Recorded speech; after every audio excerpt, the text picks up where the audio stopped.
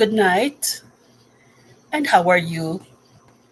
Tonight's podcast will be on Biblical Personal Finance 101. I trust that you all had a wonderful Sunday and that you were blessed. Well, today's topic is a framework for stewardship as it regards to biblical personal finance. And we have all grown up to this text in church when it's time for the offering, and the pastor reads from Malachi 3, verse 10. Bring ye all the tithes into the storehouse, that there may be meat in mine house. And prove me now herewith, saith the Lord of hosts, if I will not open you the windows of heaven and pour you out a blessing, that there shall not be room enough to receive it. And as we have, spoken before, that God promises that if we give back to Him a portion of what He has blessed you with, He will bless you in return. And we know that God's promises, they are true.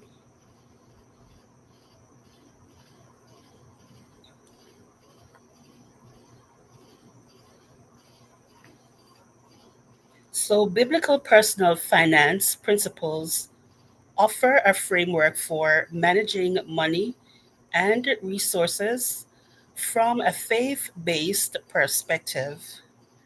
These principles emphasize that everything belongs to God and that individuals are called to be wise stewards of the resources entrusted to them. We are called to recognize God's ownership. So, at the core of biblical financial planning is the understanding that everything we own, including money, are gifts from God, and we as individuals are entrusted with managing these gifts for God's glory. In Psalm 24, verse 1, it states, the earth is the Lord's, and the fullness thereof, the world and all who live in it. So we are asked to prioritize giving. Giving a portion of one's income to God through tithes and offerings is seen as an act of worship and a trust in His provision. Proverbs 3, verses 9 to 10 encourages honoring the Lord with wealth and the first fruits of crops, promising to receive blessings in return. Generosity is considered a reflection of God's character, and a means of blessings others and advancing His kingdom.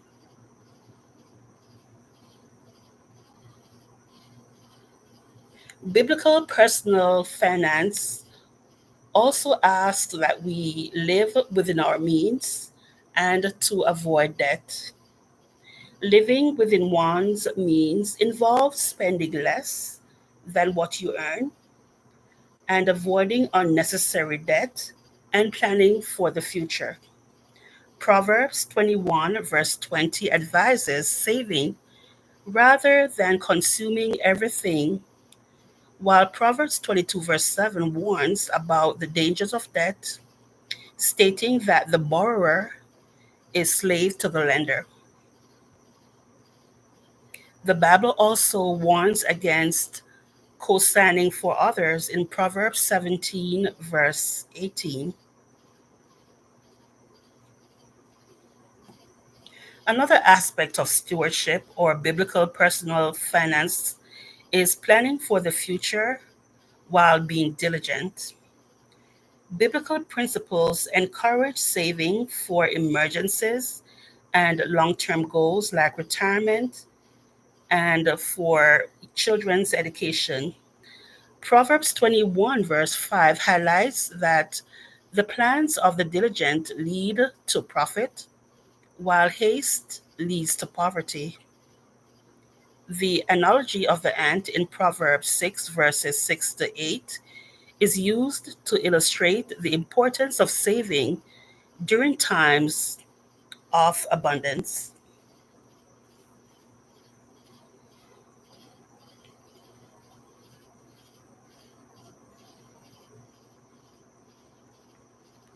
I'm going to break here for a brief interlude of music. And if you are blessed, please remember to like, subscribe, and share.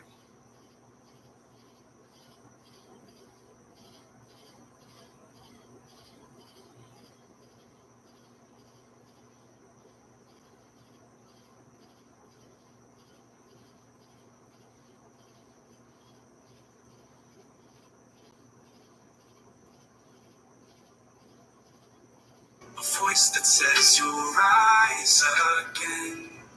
When the door slams shut, the locks click tight. God opens a door in the darkest night. It's not the end, it's a brand new start. Away through the walls, a map for the heart. Lost my job, not pride. My plan fell to my knees, couldn't even stand. But grace walked in, said, "Child, take my hand." You can't see it, but it's there. A doorway waiting in the air. When the door slams shut, the locks click tight. God opens a door in the darkest night. It's not the end, it's a brand new start. Away through the walls, a map for the heart. The door slams shut, the locks click tight. God opens a door in the darkest night. It's not the end, it's a brand new start. Away through the walls, a map for the heart.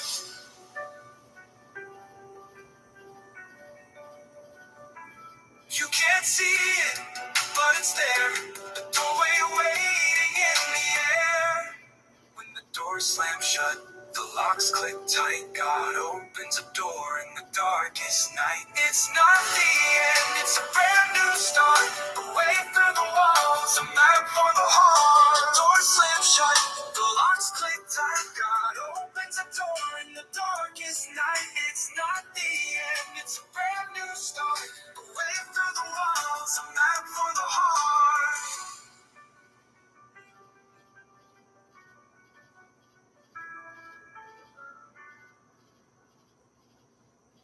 Okay, so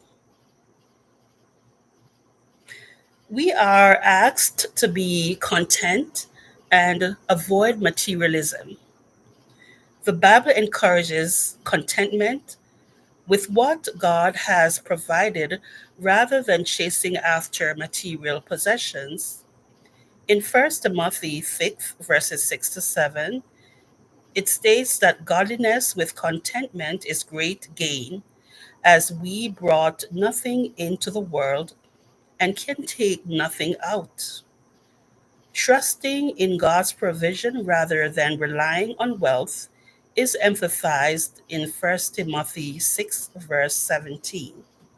So, here are some practical steps that can be taken to implement biblical personal finance principles. Number one, create and stick to a budget.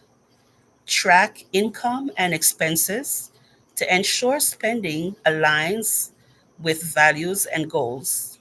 Two, prioritize tithing. Give the first 10% of income to support the church's ministry. Reduce and eliminate debt.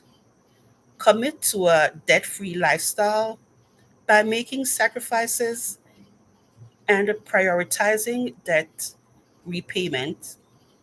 Build an emergency fund is item number four.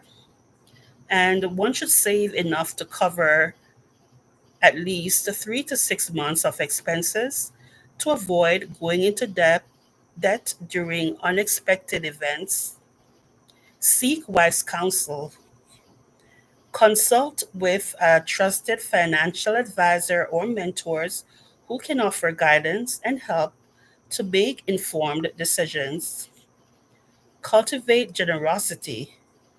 Intentionally look for opportunities to share resources with those in need.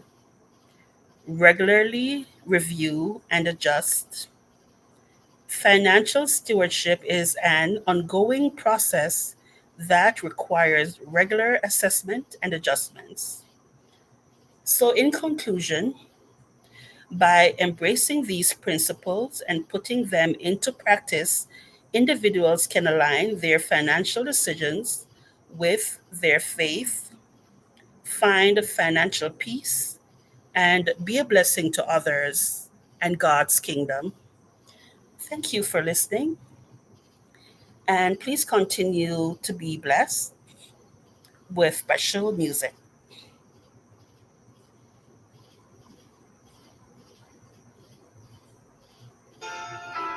Give back to me 1/10 of my blessings, that there will be meat in your house. And see if I open the windows of heaven and pour out abundance of blessings, wealth, and happiness, that there will not be room to receive it. Saith the Lord of hosts. Freely give,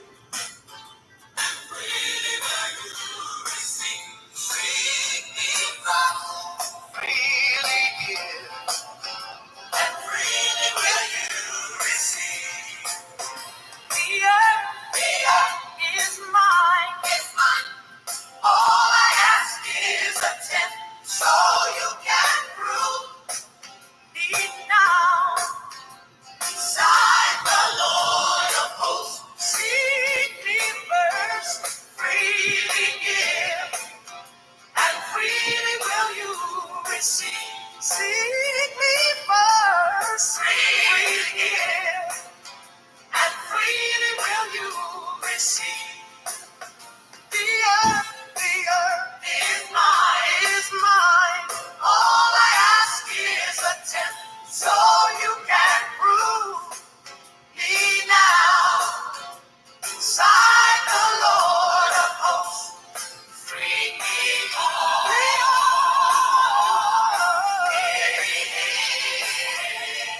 freely will you receive. So if the Lord seek me first, freely give, and freely will you receive. Seek me first, freely give, and freely will you receive. Freely give,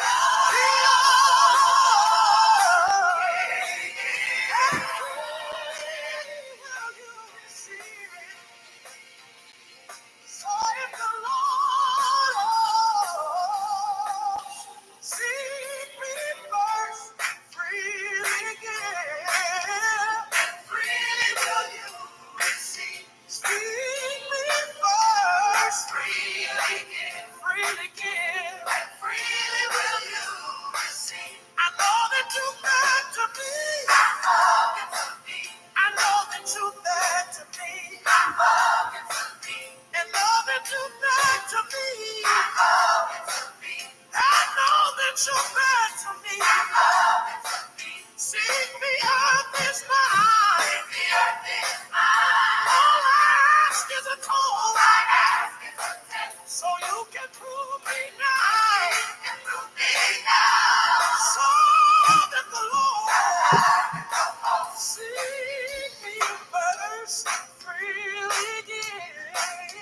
And freely will you receive. Seek me first. Freely give. Freely give. And freely will you receive. See.